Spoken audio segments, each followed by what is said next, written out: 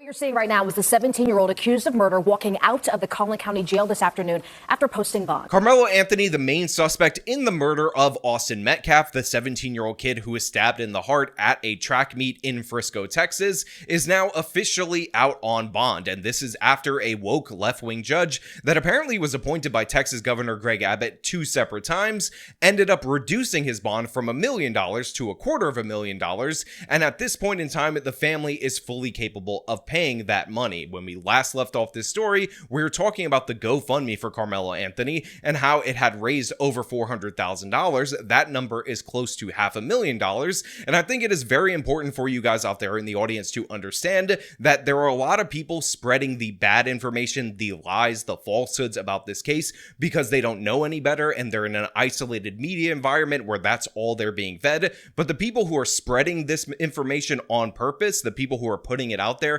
making fake Facebook posts, making, of course, fake autopsy reports and accusing Austin Metcalf and his brother of doing all sorts of crazy crimes, those people are doing it on purpose. They are doing it intentionally, and a huge reason that that is getting so much play in the internet space is because these people know Karmelo Anthony is guilty. It's not because they believe he's innocent, let me repeat that. It's because they know he's guilty, but they're happy that he killed a white person because they view this and they view getting Karmelo Anthony off on these charges as some kind of racial revenge against white people. Now, that is not to impugn every single individual that's sharing this bad information. Again, a lot of people aren't coming into contact with the facts because they're flooding the zone. And it's not to condemn all black people across the country because, as I've seen in my comments repeatedly, there's a bunch of different black people who understand, based on the facts that we have available now, that this is an unjustified homicide and they would never defend it on tribal or racial lines like these other people. But understand where we're at in this country. It is very similar to the O.J. Simpson jury, who deliberately and admittedly so voted not guilty on O.J. Simpson as revenge for a prior racial grievance. In that particular case, it was for Rodney King. Do you think that they're members of the jury that voted to acquit O.J. because of Rodney King? Yes. You do? Yes. How many of you think felt that way? Oh, probably 90% of us. 90%? Did you feel that way? Yes. That was payback. Uh-huh. You think that's right? Now, we are going to break this down. We're going to talk about this. But before we do, I want to thank everybody who supports this channel via actualjusticewarrior.com/join. Give me the money. Give me the money. Okay. So let's dive into it. Karmelo Anthony had been in jail since the 2nd of April, accused still today of killing another teenager. That's Austin Metcalf. And that accused killing happened at a track meet at a high school. Today, a judge reduced Anthony's bond from $1 million all the way down to $250,000. J.D. Miles was there for it. He's live for us right now outside the Collin County Jail. Anthony just left. We saw the video. What else do we need to know?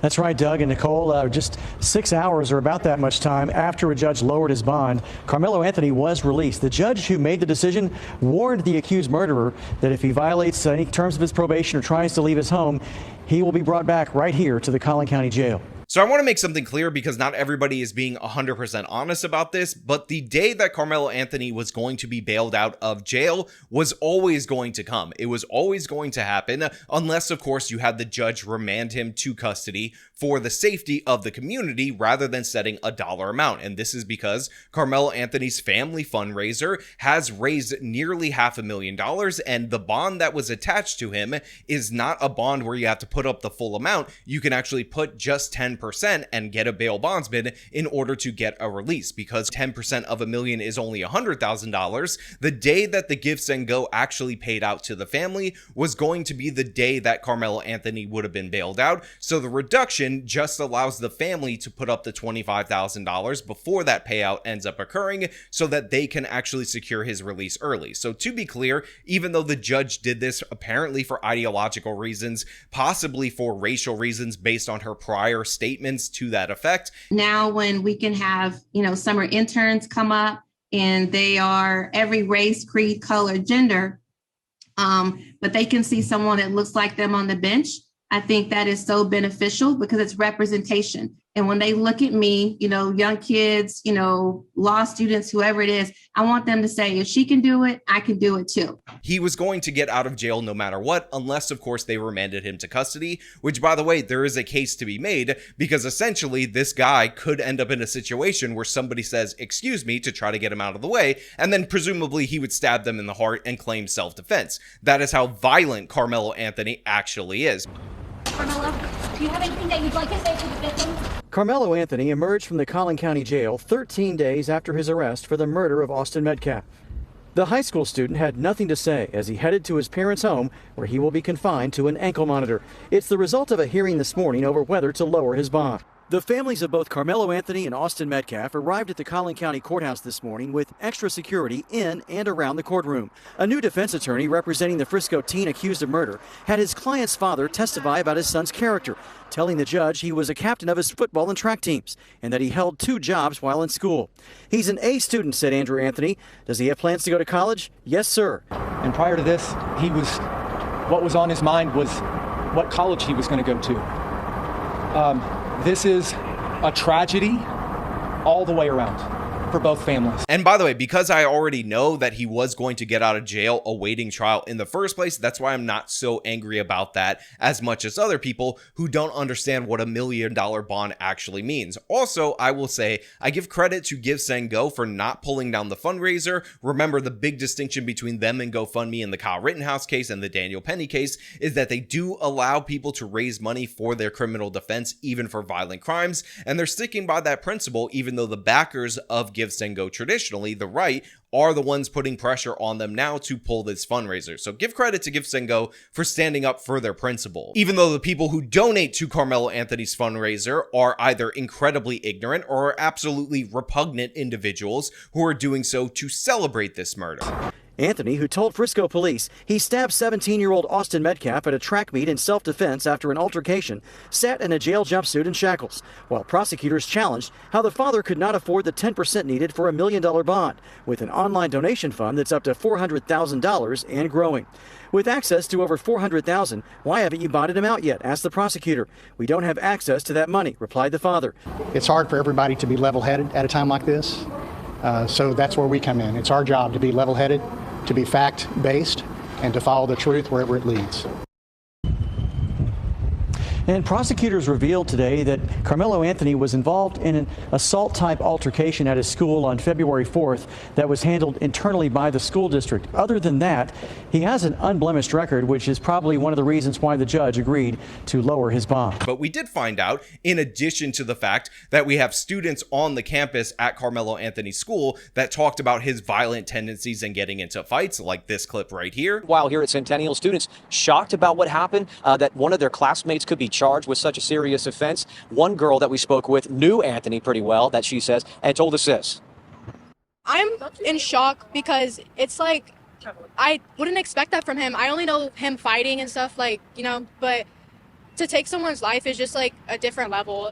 That he also had a disciplinary issue that was related to assault that, of course, was adjudicated at the school level, and this is probably due to the fact that the Biden administration decided to institute an equity in discipline program like the Obama administration before him, which essentially makes it incredibly difficult for you to involve law enforcement in crimes that occur in schools, specifically because Black people commit more of those crimes, and the Obama and the Biden administration would actually determine that your school was evil, white, and racist for disproportionate suspension rates. Therefore, you would have soft on these kids kind of discipline. So Karmelo Anthony was definitely able to skirt responsibility back in February. So we have a violent history from this individual. We have him attacking people. It is confirmed not just through his record, but through that other student's testimony. So that's new and interesting information that we now have available to us. Now, I also told you that these Black activists on Twitter, on social media, even on YouTube, that are defaming Austin Metcalf as a bully, that put out that fake Facebook post, that put out, of course, the fake autopsy that said he was high on drugs, and all this other nonsense that we see about how, oh my God, the evil white racist Metcalf boys attacked him. They turn out to be completely false. And by the way, we have proof positive of that from Karmelo Anthony's own defense team, which issued a statement asking people to stop lying about the case, because in reality, if you portray Karmelo Anthony as the victim of bullying by the Metcalfs, and then he brings a knife to this track meet and then and deliberately sits in the tent corresponding to their school, not his school, that actually gives a better case from premeditation, which, by the way, is something that I told you guys on this channel. And what we was able to hear today from the Frisco Police Department is reassuring that the Frisco Police Department is doing everything that it can to address the racism and the bigotry. We have saw the police chief, a statement being sent out by the police chief that was false. We have saw a false autopsy report that was false. We have to caution the community to say, hey, we cannot trust everything that is online. The disinformation that is going online is hurting this case, and it has to stop. It has to stop, y'all. As we know it right now, Austin Metcalf and Karmelo Anthony did not know each other. They did not know each other. Let's stop it. They were not at a party together. Let's stop the lies regarding this situation. We also know that both Austin Metcalf, the twin brothers, were on the roster that day to be at that track meet. We also know that Karmelo Anthony was on the roster that day to be at that track meet. We know they both arrived, all of them arrived to this facility via the transportation of Frisco ISD.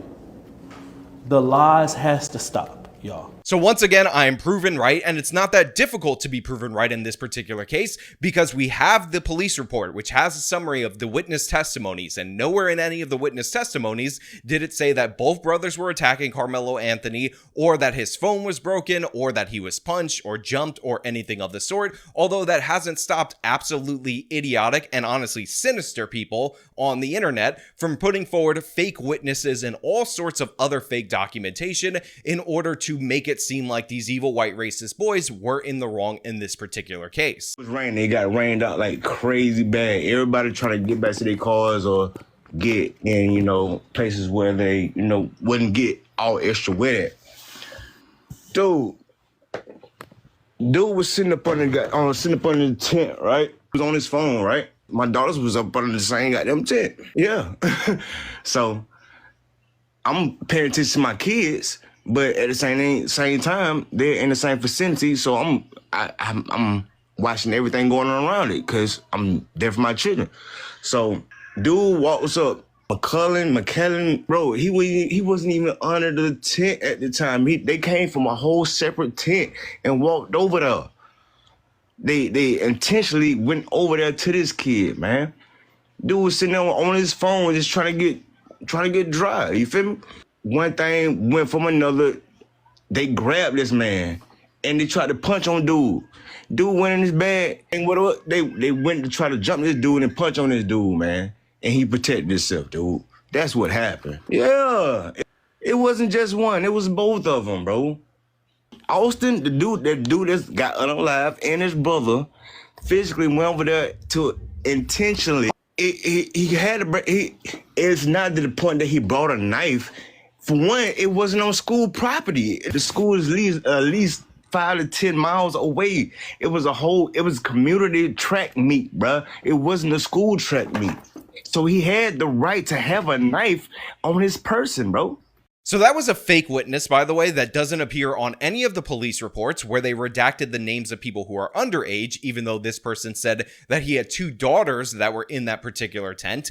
And this person was platformed all over social media, despite the fact that everything that he says sounds ridiculous and absurd. It doesn't even match the other lies that these people told about the case. And again, he talks with a lacking in intelligence that is actually unbelievable. I mean, again, you have a guy saying, yeah, so the Metcalf boys, they ended up coming over and they just sucker punched him because Karmelo was just on his phone, or, you know, reading about chemistry and nuclear physics, and then these evil white racists with their evil white racism came at them. Like, it's crazy. It's madness. The fact that anybody would believe this is absurd. But again, the lies never stop. If you want to know what black activists are lying about in the Karmelo Anthony Austin Metcalf case, the answer is everything. We were also told multiple different times that Karmelo Anthony, $140 maximum, 130 pounds, but we actually have from his intake form at the Austin jail that he's closer to 160 pounds. Now, they're also going with that the Austin Metcalf kid was over 200 pounds, at 200 pounds, 235 pounds,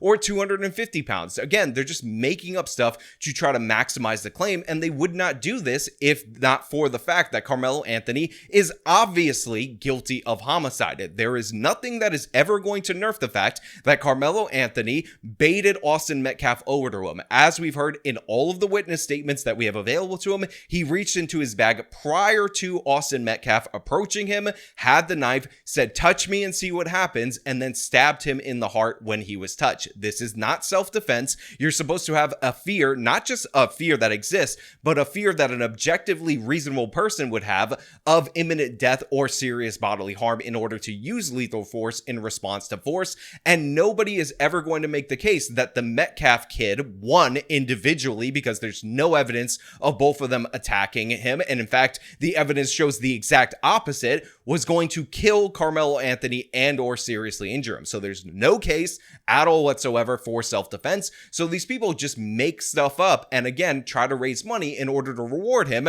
because they like the idea of Karmelo Anthony killing a white boy. It is racial revenge for them. That's why in the replies to a bunch of my tweets, I'm starting to hear about George Zimmerman, Daniel Penny, Kyle Rittenhouse, and all these different other various people that they feel have wronged the blacks because they want the revenge. And again, when you say George Zimmerman means that Karmelo Anthony should be let go, these people believe George Zimmerman is guilty of murder in the Trayvon Martin case. So just like the black jurors in the O.J. Simpson case, they want Karmelo Anthony, who they also are acknowledging by the very existence of this statement is in fact guilty, let go because he's black and the victim is white, and they want revenge. But guess what? The law does not support them in any way. George Zimmerman was able to put up an adequate self-defense case, and that's why he was found not guilty. Kyle Rittenhouse had the most obvious self-defense case in the history of the world. Everything was caught on video. And Daniel Penny had a obvious self-defense / defense of others case in the case with Jordan Neely. He also never intended to kill Jordan Neely and was using physical force that ultimately inadvertently led to the death of Jordan Neely, unlike Karmelo Anthony pulling out a knife, which is an instrument of deadly force, and stabbing Austin Metcalf in the chest. Now, of course, I've been going hard at a bunch of these different black activists repeatedly on this particular video and in my previous videos, but we definitely got to spread the pain because Tim Pool also had a god-awful take, one of the worst imaginable, where he gets all the basic facts wrong or has them askew and has no understanding of self-defense, even in a state like Texas, which has some of the best self-defense protections in the entire country. One where he says, what is it? Nothing matters but this. He was at a school event at the wrong team's tent with a knife. He clearly chose murder than to walk away, cut and dry here. Nope, wrong. No, actually, that commenter, the person who sent that super chat that Tim Pool read, is 100% right. Nothing matters but the fact that he baited him into this altercation when Karmelo was in the wrong tent, and he escalated to deadly force when it was not needed. That is the whole argument, but Tim Pool's going to roll into this analogy, which he will admit is not a one-to-one analogy, but it's absolutely terrible in every possible way. Imagine you are invited to a party at someone else's house and you are legally carrying a firearm, and then a fight breaks out and or like an altercation breaks out between you and some guy, and you know there's drinking involved or whatever. I'm not trying to make a one-for-one scenario. I'm trying to create a potential scenario separate from this one with similarities. You go to a party. Let's say you go to a party and some guy starts saying stuff like, "Yo man, get out of here." And you're like, "I can do what I want. I was invited to the party."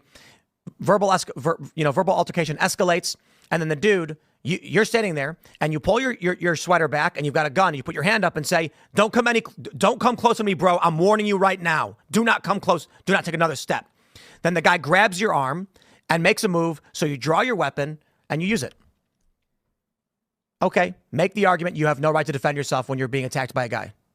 Make the argument. By all means, go ahead and do so. I ain't going to do it. So yeah, this is stupid for a number of reasons. First and foremost, if you're at a party at somebody else's house and that person asks you to leave their property because you're not welcome there, you cannot show a gun and say, don't come at me, bro, I'm gonna kill you if you do, or something to that effect, and then get away with shooting that individual. So no, you do not have the right to self-defense in an altercation where you're not somewhere you're legally allowed to be. If somebody says you can't be on this property anymore, you don't get to shoot them over it because they try to push you out of that property. So that's a terrible analogy on its own, but it also, again, is not remotely close to the situation at hand. Remember, Karmelo Anthony pulled out the knife when he was asked to leave, not when he was touched, when he was asked to leave. That's what all the witness statements say. Now, people didn't realize that he had taken the knife out, and when he was saying, touch me and see what happens, they weren't exactly sure that he had a weapon. In fact, they all doubted that he had a weapon, but then he gets Austin to come over to him. Austin touches him, which is what Karmelo asked for, which, by the way, shows that he was not in fear for his life or imminent serious bodily harm, and then he brings out the concealed knife and stabs them. You are not allowed, as a gun owner, to pick a fight with somebody when you're legally not allowed to be there, or in that case, he was legally allowed to be there, but because you're asked to leave, and then pull out a weapon and escalate it to deadly force. That is a terrible analogy. It's wrong in the analogy, and it's wrong in the Karmelo Anthony case, because the Karmelo Anthony Austin Metcalf case is much, much worse than the situation that Tim ended up bringing up, even though that is arguably not self-defense. Not in I don't know the circumstances. You can argue that you're in a place you're not supposed to be. You can argue it's that guy's house, and it doesn't matter. A guy can invite you into his, your neighbor could be like, come on over, brother. And then if he gets physical with you, you can defend yourself. And then what? The police are going to be like, well, you were in his house. And it's like, yeah, you invited me in.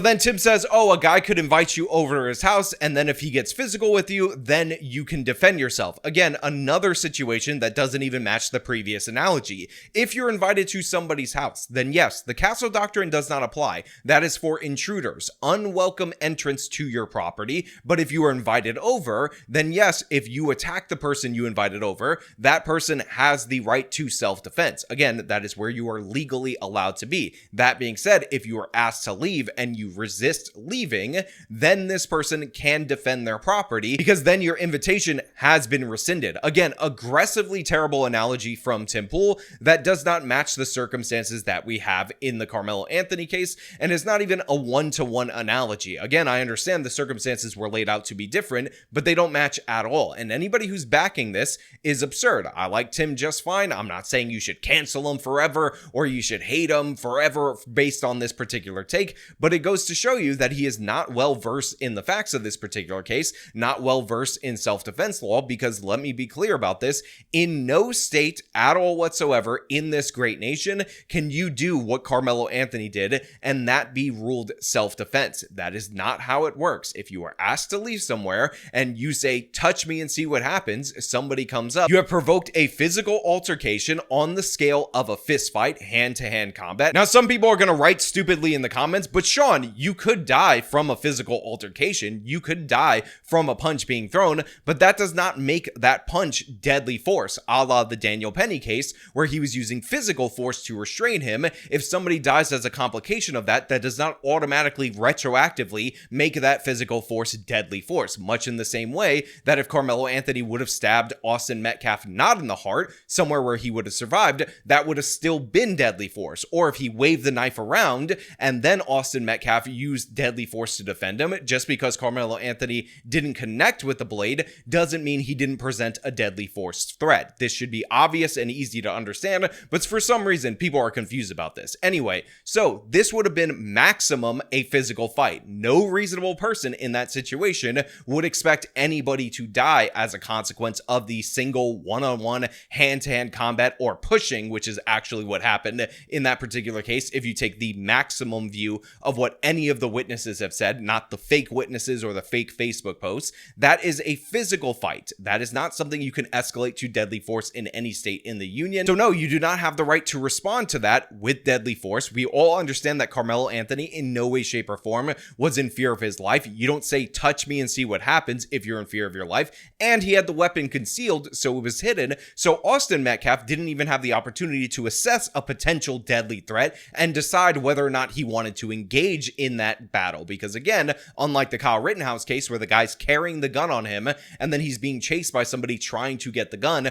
which graduates that to a deadly force situation, this was not present here. Nobody saw the knife until Karmelo Anthony plunged it in the heart of Austin Metcalf, again over a petty dispute, and then decided to throw the knife away and make a run for it. Again, these are obviously the actions of a murderer. This is a premeditated murder. There's a lot of people saying, oh, it's actually manslaughter. No, it's not. When you pull out the knife, you establish premeditation. Premeditation can be established in an instant. Let's be clear about that. And that's exactly what went down in this particular case, according to the evidence that we have right now. Now, there's some reporting that there is video footage, possibly cell phone footage, possibly surveillance footage, and there could be potentially things in that footage that would change my opinion on this, because I am always open to new evidence. But as of right now, there appears to be nothing, and I mean zero things at all whatsoever, that could have a reasonable person in Karmelo Anthony's place assume that Austin Metcalf, again at a track meet, was a deadly threat against him. So yeah, Tim is just dead wrong with an absolutely horrible take. Anybody who actually reads the police report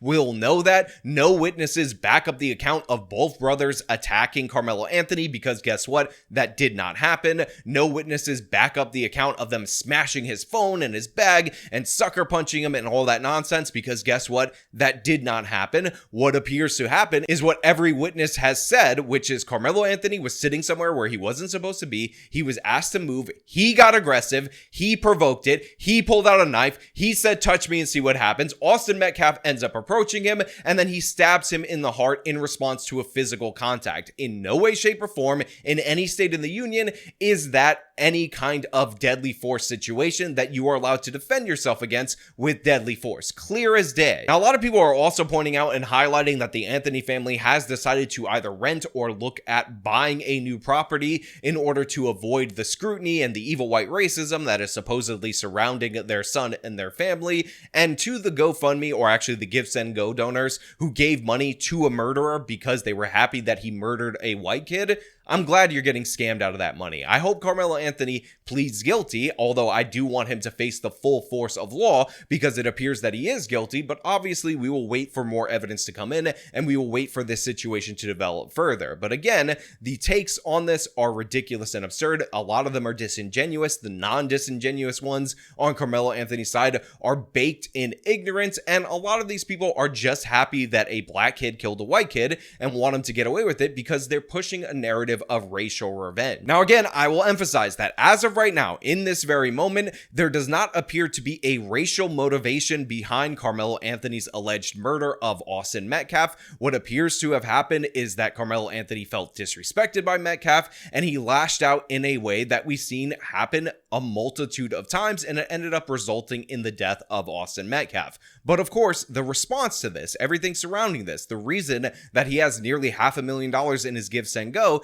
is due to the fact that people like the idea that he killed a white person. It is 100% racial for all the people that are backing Karmelo Anthony, revenge against white people, and it's absolutely disgusting in every possible way. It's important to not fall into those traps, to not base everything about race, but we also need to call out these bad actors who are trying to weaponize race to help somebody get away with what appears to be, as of right now, again, open to new information in the future, an unambiguous act of murder. But you know what? Those are just my thoughts. I want to know what you guys think down in the comments below. If you like this video, show them by leaving a like, subscribe for more content, follow me on my social medias, support me via the support links in the description of this video. This has been me talking about Karmelo Anthony being freed with a reduced bail. Till next time.